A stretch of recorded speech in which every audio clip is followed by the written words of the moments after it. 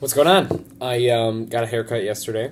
I like it a lot. I think I looked kind of bad before, and I think I don't know. A while ago, I talked about making haircuts a priority because it's like your appearance has a psychological effect on your own mind as well as how other people treat you, and it's extremely important. I don't know. I met a girl yesterday, and I felt good about myself because I felt like I looked good, and then I feel like I don't know. It was like I felt more aware. I felt like she was flirting with me, and it was cool because it's like, and I don't know. Like I know that's so stupid, but it's like, looking presentable is important for that shit. So anyway, I need to make sure that I get a haircut every 2 or 3 weeks, so that I can, keep on that. Anyway, I wanted to make this video about. Yesterday I was stood up on a date for the first time in my life. I met this girl on Tinder, and we were supposed to get a drink last night, and I show up to the bar, and I sit there for 30 minutes, and she doesn't show up. And that's tough, man. Like, I think in that moment, it's really easy to make yourself a victim, right? It's really easy to say, oh, like, I can't believe anybody would do that. Blah, blah.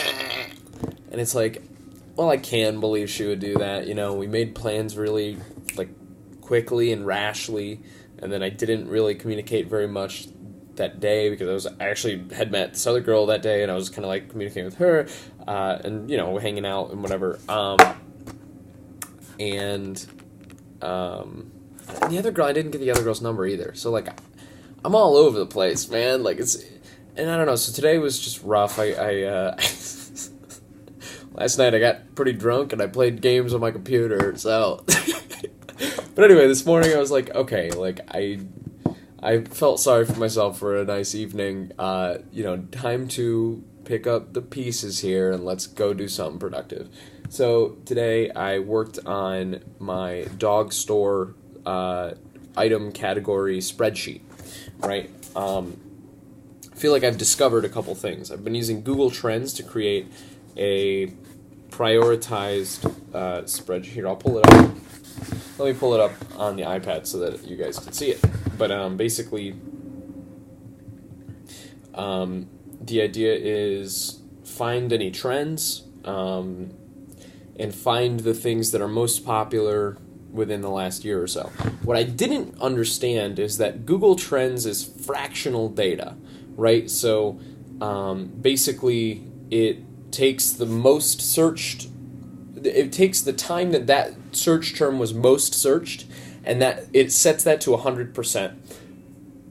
And then every other month is compared to that 100%, and shown fractionally, right? So like if there were 100 searches in December, because typically these things spike in December. If there were 100 searches in December and then in October there's 40 searches, then it would say 140, right? But also if it was 10,000 searches in December and then 4,000 searches in October, it would still say 140. So you're not getting volume data, you're more so getting trend data, which is why it's called Google Trends, I suppose. So although I didn't get a whole lot of like number data, I think that this was a useful exercise because number one, it's actual data. It's not opinion. So that's good. We're moving in the right direction. But I guess negative qualities is that it's, number one, it's search data, right? It's search data on Google. So it's not sales data.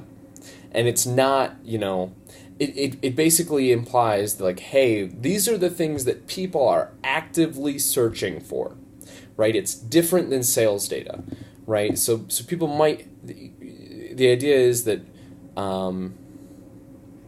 people might buy things that they don't necessarily do searches for, right? So like I probably spend a couple tens of dollars a month on coffee, right? Like, I don't know, probably close to maybe 100. I mean, that's kind of, it's crazy, but probably about $50 a month I spend on coffee. Probably more than that. It's between probably 50 and 100, which is a lot of money, which is really bad. When you add that up, that's like $400 a year. I don't know. Man, actually, no, it's not. That's like, hold on, let's do this. I'm sorry, that's $600 a year. If it was $50 a month. That's a lot of money. Maybe I should buy so much coffee. I like coffee, though. And coffee makes you do other things. So I think that's a good investment. Anyway, what was I saying? Anyway, so I would rarely perform a Google search for coffee, but I spend a lot of money on it, right? So basically the idea is that people might rarely do a Google search for leashes, but they might spend a lot of money on leashes. Whereas, you know, if people are... the top performing thing here is dog crates, right? So it's like people might perform a lot of searches for dog crates, and then maybe eventually even buy one, but the things that they don't search for, right, or maybe the things that they buy on social media after seeing ads on social media might not be dog crates. They might be dog toys or dog dresses or dog clothing because, you know, maybe those things visually appeal to them on social media and they're like, damn, and they impulse buy it, right? And that is the data I need probably because that's kind of the strategy I'm going to use. So, anyway, this was not a trivial exercise. It was definitely a step in the right direction. It was me, you know, using a tool that I wasn't super familiar with at the beginning. So I learned how to use a tool. It's also data, not opinions or a survey. It's data. And it is pretty relevant to what I'm doing.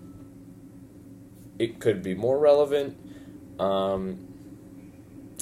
And it could be, you know, number data versus fractional data.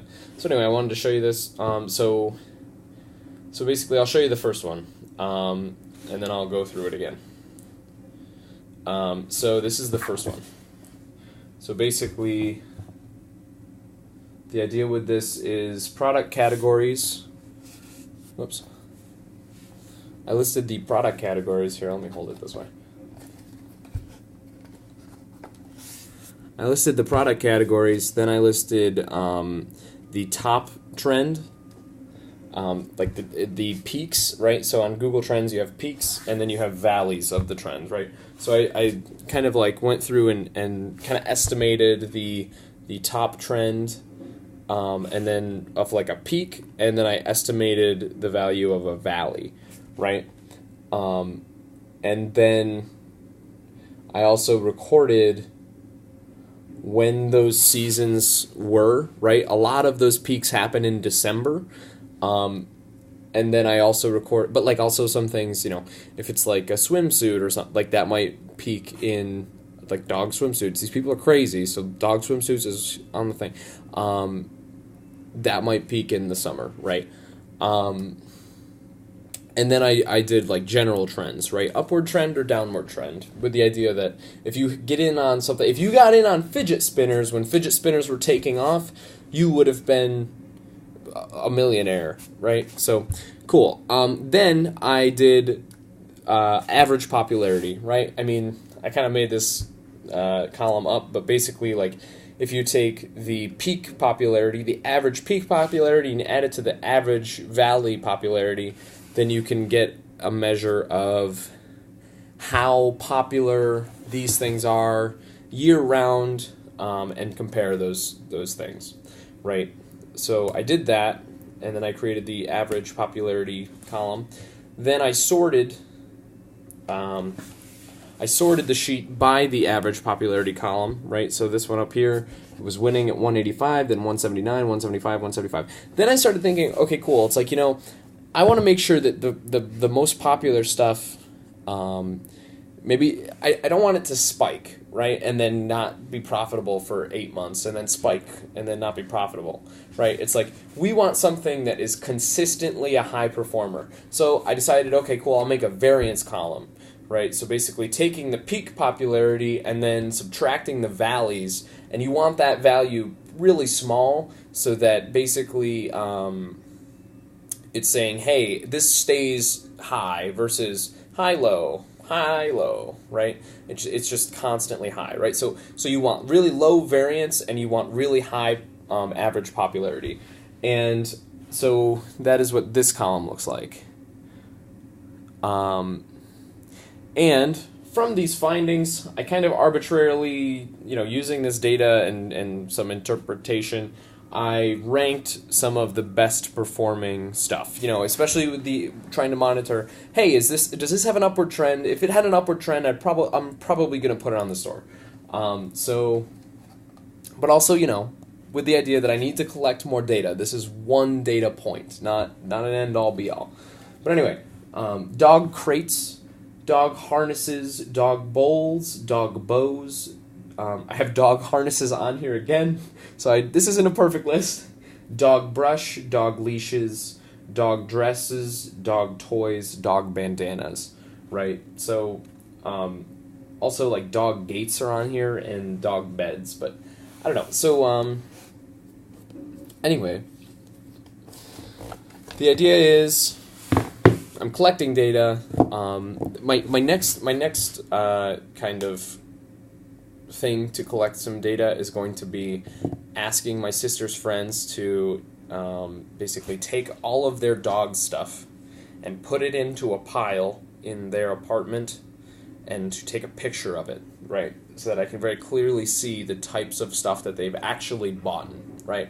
Because when you talk to someone, they say, hey, like, go put all this, like, foo-foo, cutesy stuff on the store, right? And it's like, oh, cool, that sounds great. You're a dog owner. Like, you're a professional. You should know this. And then, like, you're like, hey, do you want to buy something from the store? And they're like, no, I don't want to buy something from the store. And you're like, why not? And they're like, well, I didn't mean for me to buy. I meant for other people to buy. And it's like, okay, right there, you're working on the opinion, right? You're working on the opinion of someone who you think is an expert and is probably more of an expert than you are, but you're still working on an opinion. And children work on opinions and adults work on facts, right? So basically, facts are data, and you need to collect data. So if I can get 20 people who are dog owners to get all their dog shit in a pile and take a picture of it, then I can get a better collection of data and a better understanding of data of what to put on my store. There are other assumptions that go into that, right? Because it's like, maybe they have a lot of leashes, right? But maybe they would never buy a leash on the internet, right? So this, I think, is a good general compass, right? It's not a GPS, but it's a compass of like, hey, here's the cardinal direction to head in, right? The data collection of the photos is going to be like even more of a compass, right? A compass with a stronger north pointing thing. And then I think the third step is going to be, after I get the store live and I do some testing, right? The third step is going to be create 5 different ads for 5 different products, and then go do Facebook engagement tests, right? So put $10 behind each one of these things, spend $50 and see which one performs the best, right? It's probably going to be the dog bows, right? Because that's going to be cuter than a dog crate. But anyway, these are all assumptions, and the only way to validate assumptions is to experiment like a scientist. So that's where I'm at, and that's what my plan is for the future.